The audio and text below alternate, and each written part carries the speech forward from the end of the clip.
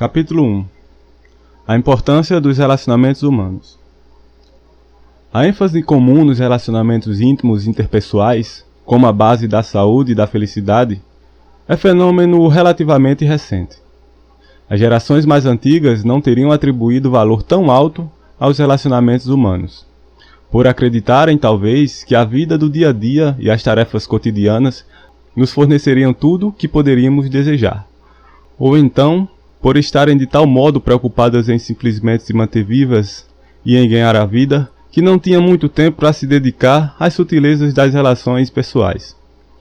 Alguns críticos, como Ernest Gellner, sugerem que a nossa atual preocupação e angústia com os relacionamentos humanos substituíram uma antiga ansiedade a respeito da condição imprevisível e precária do mundo natural. Ele argumenta que, nas opulentas sociedades modernas, quase todos nós estamos protegidos da doença, da pobreza, da fome e das catástrofes naturais, de uma forma impossível de ser imaginadas pelas gerações anteriores. No entanto, as modernas sociedades industriais são instáveis e desestruturadas. O aumento da mobilidade abalou os pilares da sociedade. Como temos mais escolhas no que diz respeito ao nosso local de moradia, a que grupo social desejamos pertencer e ao que queremos fazer com nossas vidas, nossas relações com as outras pessoas que participam de nosso ambiente já não se definem por regras há muito estabelecidas, tendo se tornado, portanto, questões que geram cada vez mais preocupação e ansiedade. Nas palavras de Gellner, abre aspas, nosso ambiente é agora formado basicamente pelos relacionamentos com os outros, fecha aspas. Gellner prossegue afirmando que a esfera das relações pessoais tornou-se a área da nossa mais premente preocupação. Neste campo, nossas ansiedades se unem ao declínio da crença religiosa. A religião não apenas fornecia as regras de conduta nos relacionamentos pessoais, como também oferecia a alternativa mais previsível e estável. Os relacionamentos com o cônjuge, filhos ou vizinhos podiam ser difíceis, insatisfatórios ou instáveis, mas, enquanto continuássemos a acreditar em Deus, o mesmo não poderia ser dito a respeito de nosso relacionamento com Ele. Embora esteja longe de concordar com tudo que Gellner tem a dizer em seu livro sobre psicanálise, acho que ele está certo em alegar que a psicanálise promete uma forma de salvação, e que esse tipo de salvação pode ser alcançado ao se purgar o indivíduo dos bloqueios emocionais e dos pontos cegos que o impedem de ter relacionamentos interpessoais satisfatórios. Gellner também está certo em pensar que a psicanálise tem exercido influência tão ampla que se tornou a linguagem dominante para a discussão da personalidade humana e dos elos pessoais, utilizada inclusive pelos que não concordam com as suas doutrinas. A psicanálise passou por grande transformação no decorrer do século XX. A principal mudança foi o aumento da ênfase no relacionamento do paciente com o psicanalista. A psicanálise insiste agora em afirmar que a análise da transferência, ou seja, a relação emocional e a atitude do paciente diante do psicanalista, é a principal característica do tratamento psicanalítico. Com efeito, reconhecer a importância da transferência tem sido fator fundamental na criação de um terreno comum entre escolas psicoterapeutas, como a de Freud e a de Jung, que sobre outros aspectos teóricos ainda se encontram em polos opostos. Embora a condição da psicanálise como método eficaz de curar os sintomas neuróticos tenha sido questionada nos últimos anos, a influência de conceitos dela derivados é bastante penetrante. Por exemplo, na maioria dos tipos de trabalhos de assistência social, a análise da capacidade do cliente de constituir relacionamentos humanos é considerada uma parte fundamental do diagnóstico e respectivo tratamento. E frequentemente são feitas tentativas no sentido de melhorar essa capacidade por meio de influência na ligação do cliente com o assistente social. Nos primeiros tempos da psicanálise, enfatizava-se mais a reconstituição do trajeto do desenvolvimento psicossexual do paciente do que a análise da transferência. O paciente era basicamente considerado um indivíduo separado, e sua atitude emocional diante do analista era vista como secundária, ou até mesmo um obstáculo à investigação psicanalítica. Quando Freud começou a investigar as origens da neurose durante as 2 últimas décadas do século XIX, invariavelmente encontrava distúrbios na vida sexual dos pacientes. O edifício da psicanálise veio se apontar sobre a fundação do esquema teórico do desenvolvimento sexual da infância em diante, o que Freud considerava uma consequência de suas investigações. Do ponto de vista de Freud, os diversos tipos de neurose estavam relacionados com o fracasso do paciente em conseguir ultrapassar os primeiros estágios do desenvolvimento sexual, oral, anal ou fálico, que impedia o progresso em direção à genitalidade. Freud acreditava que a vida mental era originalmente dirigida pelo prazer, ou seja, pela necessidade de evitar a dor e alcançar o prazer. Também avaliava que o sistema nervoso e, portanto, o mecanismo mental tinha a fundação de reduzir o nível de intensidade dos impulsos sexuais que chegavam até ele, encontrando maneiras de expressar e, por conseguinte, liberar esses impulsos. A ideia da saúde e da felicidade psicológicas tornou-se ligada à existência ou à conquista da realização sexual.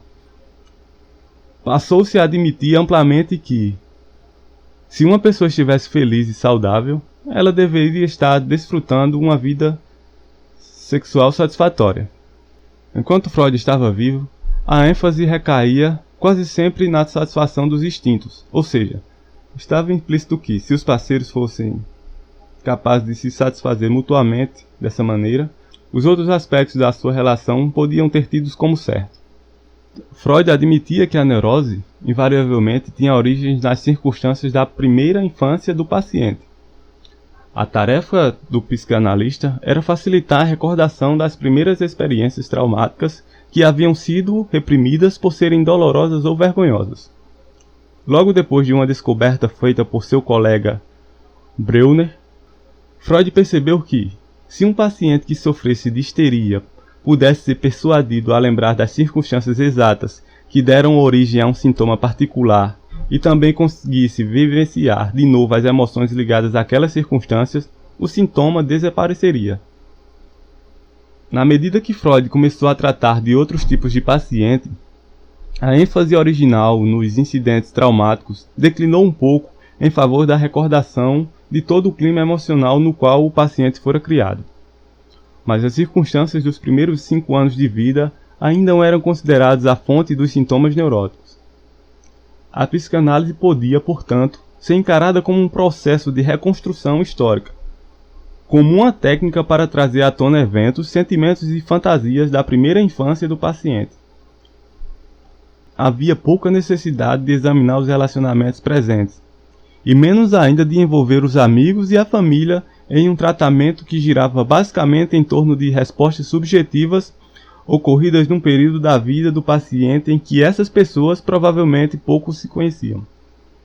Os psicanalistas eram muitas vezes criticados por tratar demais seus pacientes como indivíduos isolados, sem referência à sua família e aos seus amigos.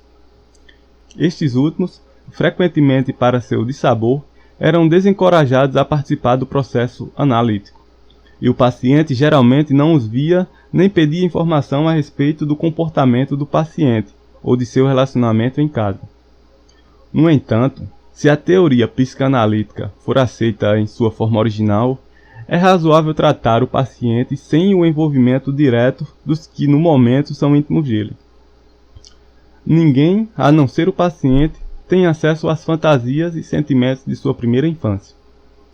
Inclusive, o relato mais pormenorizado que os pais possam fazer desses primeiros anos não revelará o que o psicanalista procura: a relação subjetiva do paciente a essas circunstâncias da infância, e não os fatos propriamente ditos.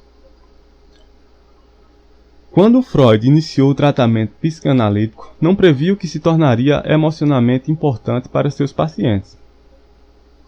Ele esperava transformar a psicanálise na ciência da mente, que em última análise se basearia na anatomia e na fisiologia e seria tão objetiva quanto essas.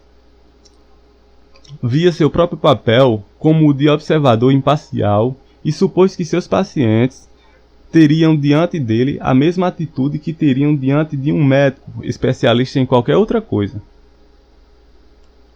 Quando descobriu que esse não era o caso, que eles começaram a experimentar e expressar emoções de amor e ódio para com ele, não aceitou essas emoções como expressões genuínas dos sentimentos do presente, interpretando-as como reedições das emoções do passado, que haviam sido transferidas para a pessoa do analista.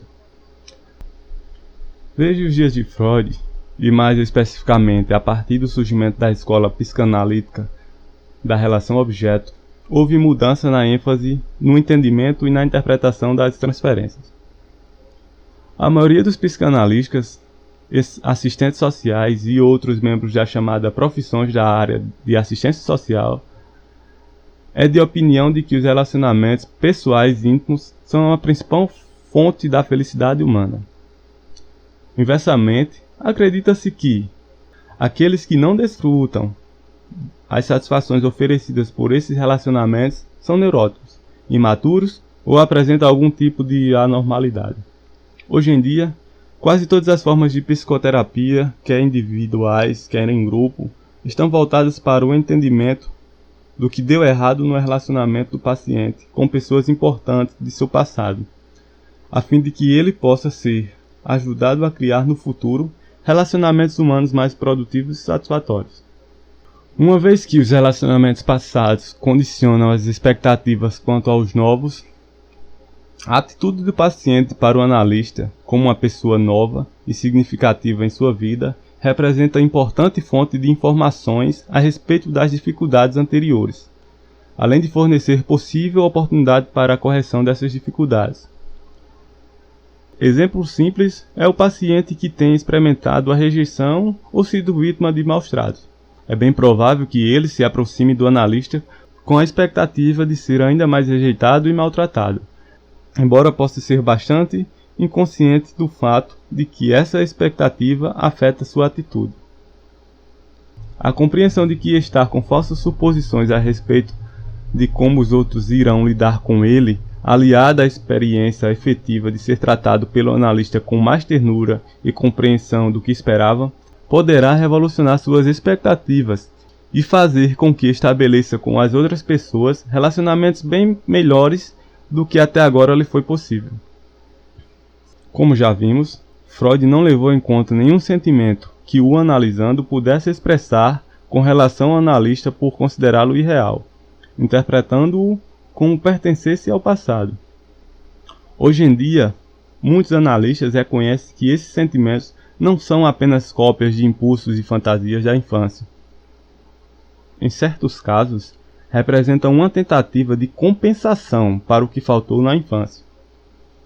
Este poderá, durante algum tempo, ver o analista como o pai ou a mãe ideal que nunca teve. Essa expectativa pode ter efeito curativo, e pode ser um erro dispensar essa imagem.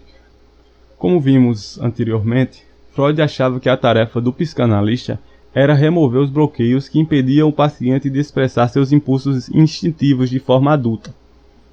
Pudesse essa missão ser cumprida, acreditava-se que os relacionamentos do paciente automaticamente progrediriam.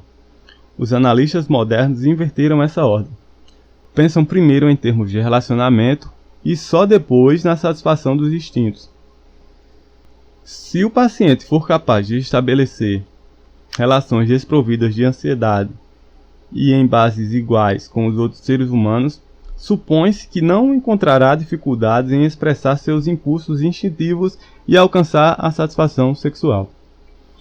Os teóricos da relação objeto acreditam que, desde o início da vida, os seres humanos buscam relacionamento, e não apenas a mera satisfação dos instintos. Consideram que a neurose decorre do fracasso em conseguir relacionamentos humanos satisfatórios, e não da inibição ou da falta de desenvolvimento dos impulsos sexuais. A transferência no sentido da atitude emocional global do paciente ou de uma série de atitudes para com o analista é considerada característica fundamental do tratamento analítico. Não como uma relíquia do passado, não como uma maldição, nem sequer como Freud a considerou depois, como uma poderosa aliada, por causa da força que lhe conferia de modificar as atitudes do paciente. Hoje em dia, o psicanalista geralmente passa grande parte do tempo investigando e comentando a maneira pela qual seus pacientes reagem diante dele. Se mostram temerosos, dóceis, agressivos, competitivos, recolhidos ou ansiosos. Essa atitude tem sua história, que precisa ser explorada, mas a ênfase é diferente. O analista estuda a atitude distorcida do paciente para com ele e, através desta, percebe as distorções no relacionamento do paciente com as outras pessoas. Este processo implica efetivamente o reconhecimento de que existe um verdadeiro relacionamento no aqui e agora, e que o analista não concede apenas aos eventos da primeira infância. O encontro analítico, afinal de contas, é único. Nenhuma reunião social permite estudo particularizado da forma pela qual um dos pacientes reage diante do outro. Em nenhuma outra situação da vida a pessoa pode contar com um ouvinte dedicado, preparado para destinar tanto o tempo e a atenção especializada aos problemas de um único indivíduo, sem despertar nada em troca, além da remuneração pelos seus serviços profissionais. O paciente pode nunca ter encontrado alguém que tenha lhe dado tanta atenção, ou que ao menos estivesse preparado para ouvir seus problemas. Não é de causar surpresa que o analista se torne alguém muito importante para ele. Reconhecer a realidade desses sentimentos é tão necessário quanto identificar os elementos distorcidos e irracionais da transferência, que datam da experiência da infância do analisado.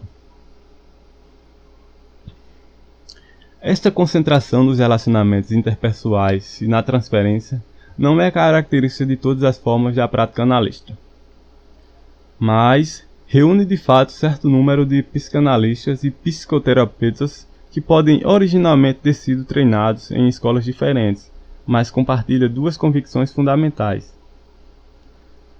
A primeira é que os problemas neuróticos têm relação com os primeiros fracassos da relação entre criança e seus pais. A segunda, que a saúde e a felicidade dependem inteiramente da manutenção de relacionamentos pessoais íntimos. Não existem duas crianças exatamente iguais, e é preciso reconhecer que as diferenças genéticas podem contribuir muito para os problemas no desenvolvimento infantil. O mesmo pai ou a mesma mãe pode ser visto de maneiras distintas por crianças diferentes. Não obstante, eu compartilho a convicção de que muitas dificuldades neuróticas que se manifestam mais tarde na vida podem estar relacionadas com as primeiras experiências emocionais do indivíduo no seio de sua família. Entretanto, estou menos convencido de que os relacionamentos pessoais íntimos sejam a única fonte de felicidade. Na atmosfera atual, existe o perigo que o amor está sendo idealizado como o único caminho para a salvação. Quando perguntaram a Freud o que constituía a saúde psicológica, este deu como resposta a capacidade de amar e trabalhar. Temos enfatizado exageradamente a primeira e prestado pouca atenção na última. Em muitos tipos de análise, a concentração exclusiva sobre os relacionamentos interpessoais conduziu ao fracasso em considerar outras maneiras de alcançar a satisfação pessoal, e também a negligência do estudo das dinâmicas mutáveis dentro da psique do indivíduo isolado. Vários psicanalistas contribuíram para a ascensão da teoria da relação objeto, em contraposição à teoria do instinto, de Freud. Entre estes analistas estavam Klein, Donald Winnicott e Ronald Fairbairn.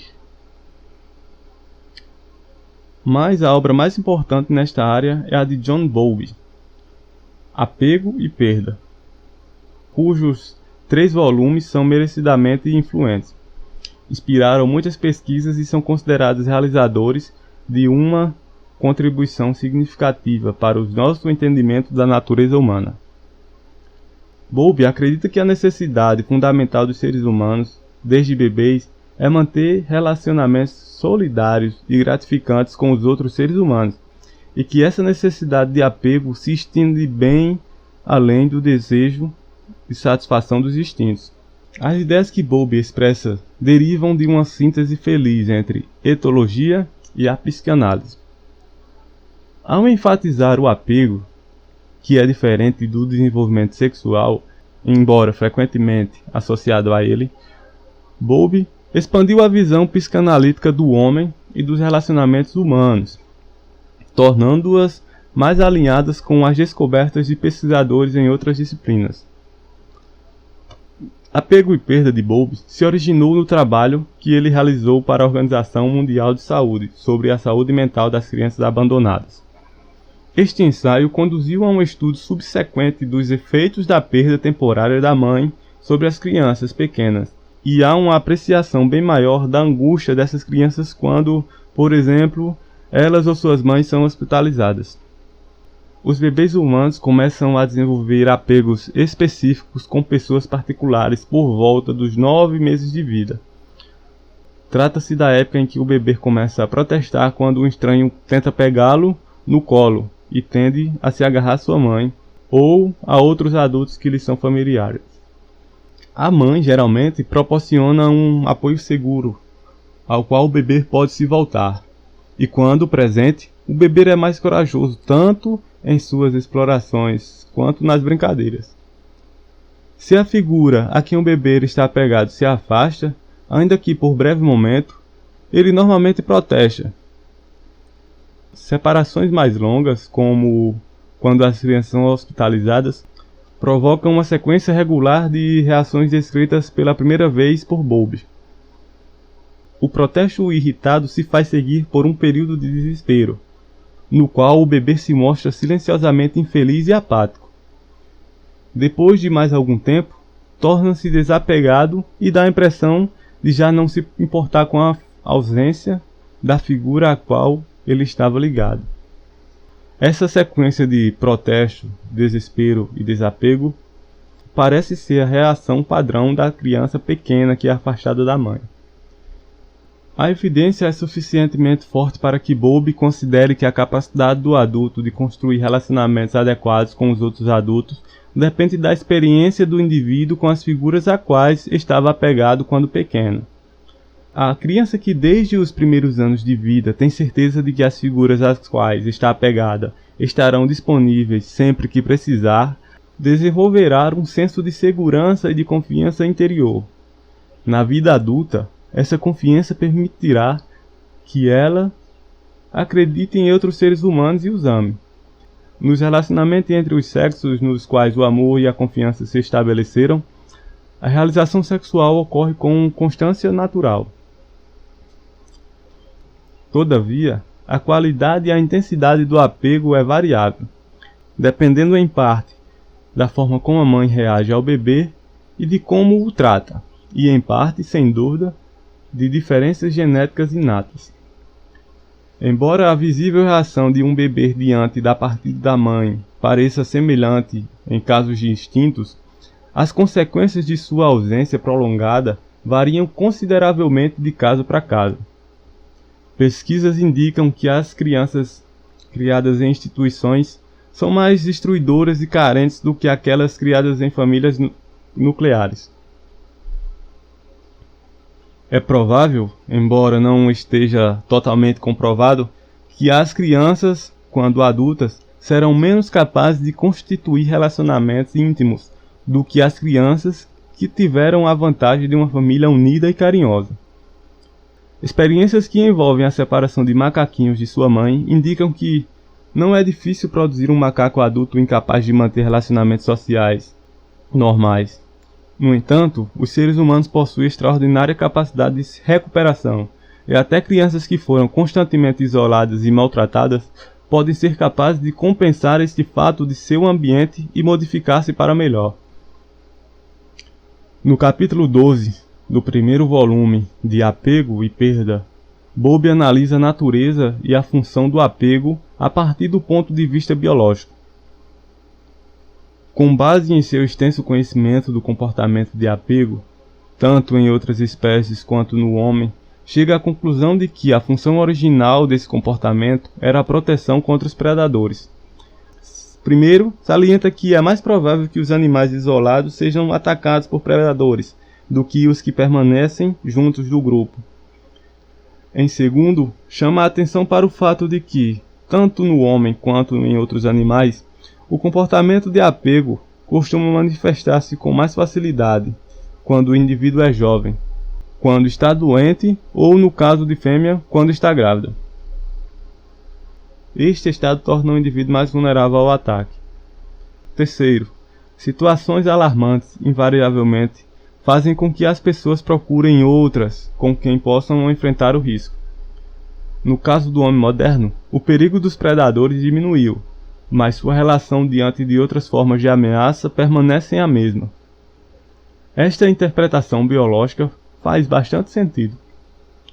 O homem atual parece programado para reagir a vários estímulos de maneira mais apropriada à vida de um caçador-coletor de uma tribo do que a do homem ocidental urbano no fim do século XX. Este fato é bem visível no caso de nossas reações agressivas diante do que consideramos ameaça e também no caso de nossa desconfiança paranoica diante de estranhos.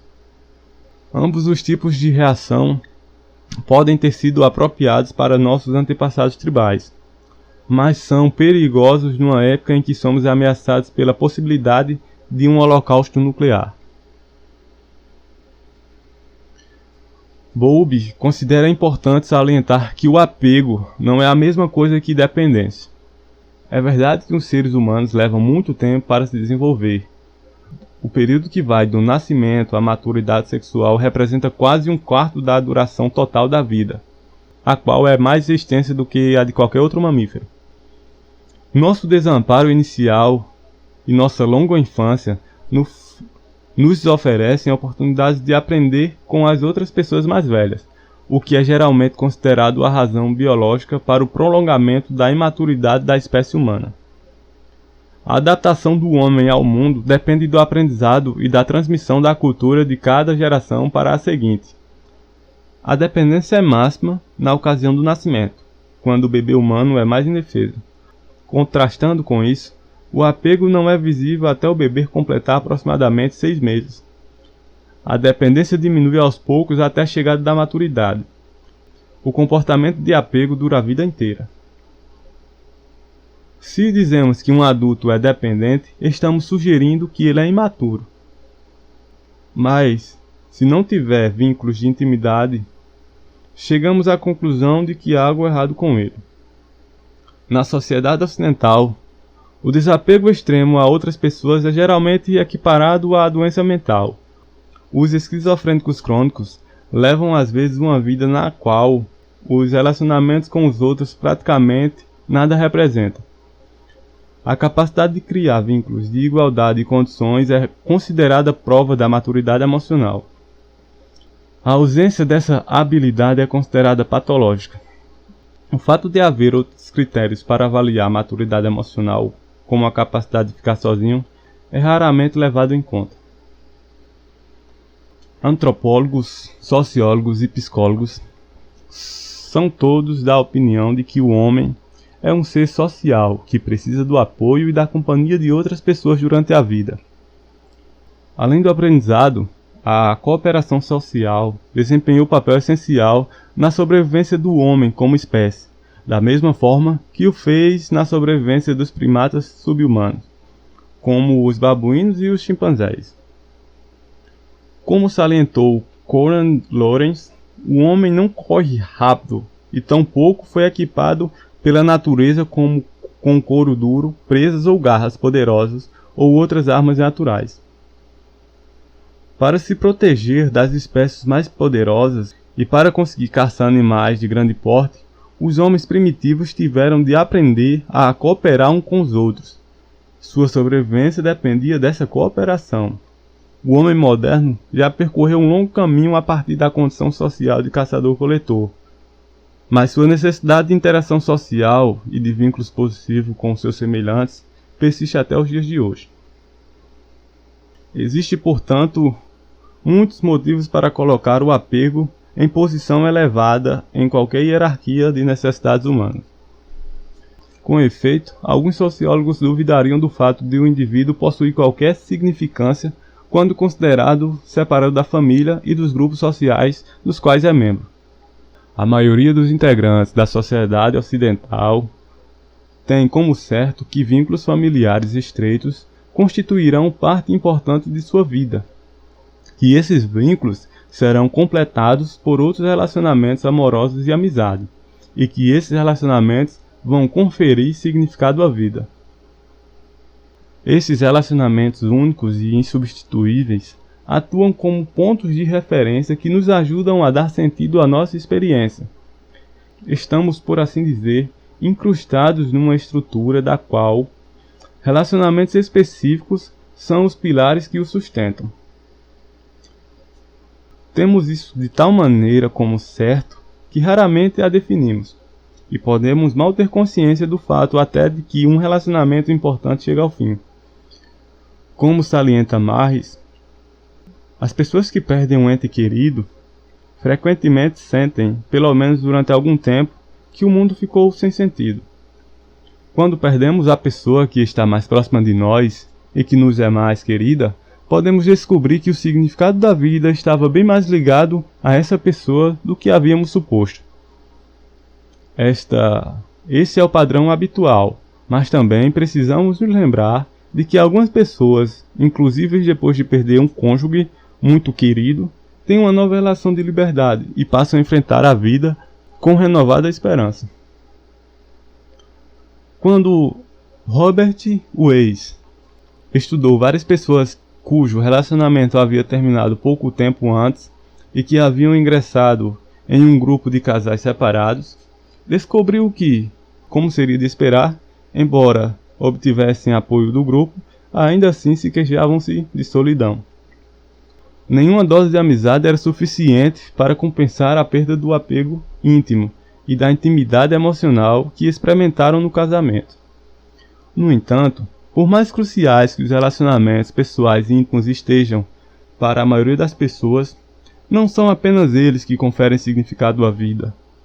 Robert também estudou casais que, por algum motivo qualquer, haviam se mudado para lugar bem distante da vizinhança na qual até então viviam. Embora seus apegos íntimos com o cônjuge estivessem intactos, sentiam-se angustiados por já não mais fazerem parte de um grupo. Em outras palavras, desfrutem ou não de relacionamentos íntimos, os seres humanos precisam sentir que participam de comunidades mais amplas do que a constituição da família. A ideia moderna de que os relacionamentos íntimos são fundamentais à realização pessoal tende a nos fazer desprezar a importância de laços não tão íntimos.